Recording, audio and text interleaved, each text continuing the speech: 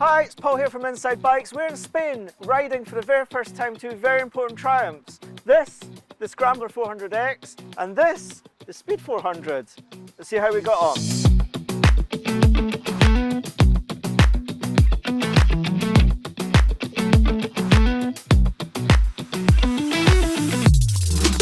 So we're here in Valencia in Spain, where we've been riding two bikes that you might not think are that significant, but I actually think are probably the most important bikes Triumph motorcyclists have ever made. Now this is the Triumph Speed 400. 400cc, A2 license compliant, 40 horsepower, doesn't sound too much. This bike costs a fiver less than £5 grand. Now that takes a heck of a lot to make a bike that inexpensive without making it cheap.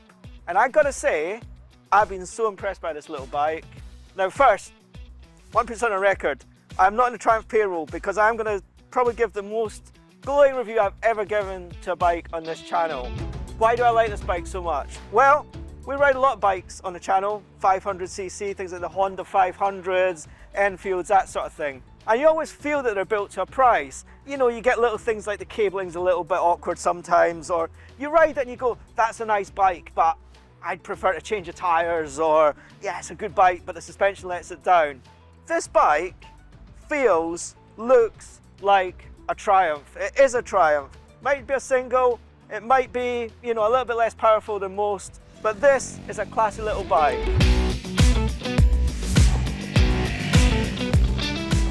Why do I think this is such an important bike? Well, right now, Triumph make about 75,000 bikes a year. That's pretty cool. But actually, the global bike market is in the millions. And this bike is a real world bike. This bike is aimed at riders in India, in Brazil, as well as trying to get younger riders from the UK and Ireland onto bikes. And actually, it's got enough about it that it'll appeal to older riders as well. Triumph have the capacity to build 5,000 of these things a month. 5,000 a month. That's taking their sales up to almost 250,000 a year. And they can go even higher. This is over 20,000 units a year that they can sell of this bike. So this bike and the Scrambler can take Triumph from being a company making 75,000 bikes a year to over 250,000 bikes a year. That's a game changer. And if you are passionate about the British motorcycle industry like I am, this is a significant motorcycle.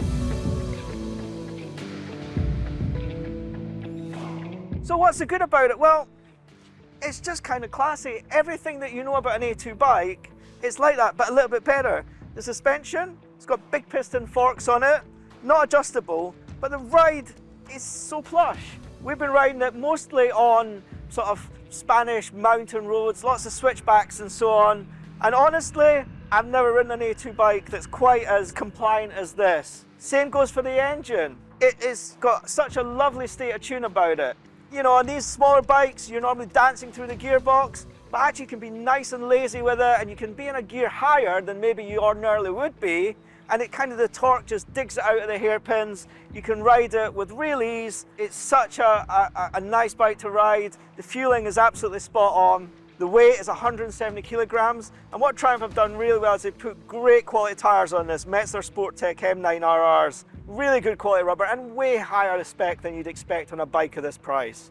And what it's got, compared to most bikes in this price, is a lot of great tech. You've got ride-by-wire throttle. That means they've got traction control in it. You can switch it off if you want to. It's got a nice comprehensive dashboard on it, rev counter, gear indicator, and it's built like a Triumph. The paint looks great. You've got that Monza fuel cap, looks absolutely fantastic.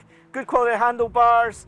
The bar end mirrors look class. It looks like a Triumph Speed Twin. And if you ride this bike, you will be proud to ride it. It really is an absolute spot on bike. And it's all about the attention to detail. This bike has been engineered by the same people that make Triumph's bigger bikes. So things like the radiator, it's air cooled, but there's no big expansion tanks, there's no cabling, there's no wiring, there's no pipe work in there. It's really tidy. The catalytic converter is hidden away in there. The machine fins, the little badging on the engine, the badges, everything just feels premium. It is, for the money, it is a staggering motorcycle.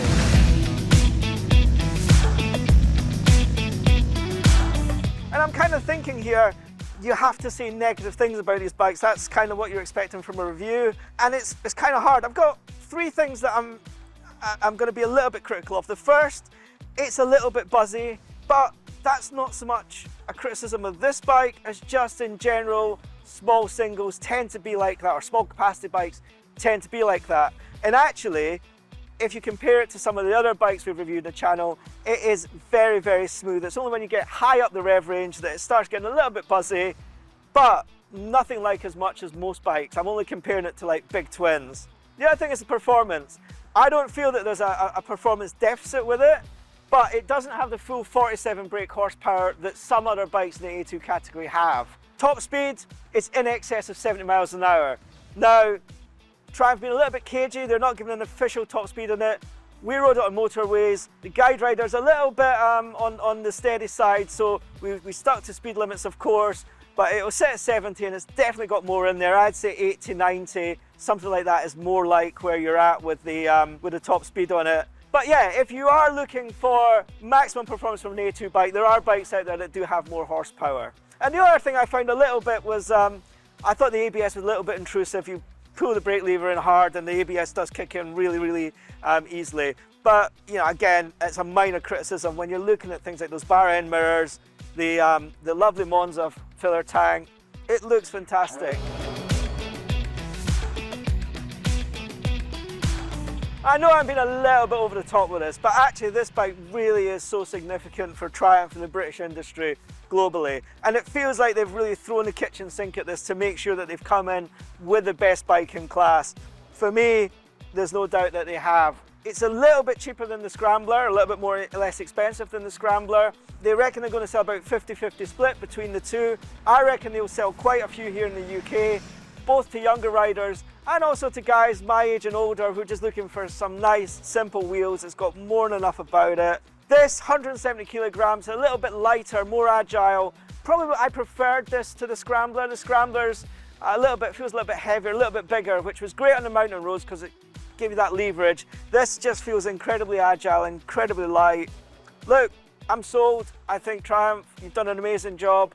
The engineers, big credit to them. You know, people can build 200 brake horsepower super bikes. I think to build a bike that sells for less than 5 grand, to design, build, distribute, sell a bike, make a profit for less than 5 grand, this is an amazing achievement from Triumph. Well done. We are going to put a full review on the Inside Bikes website. Till next time, thanks for watching.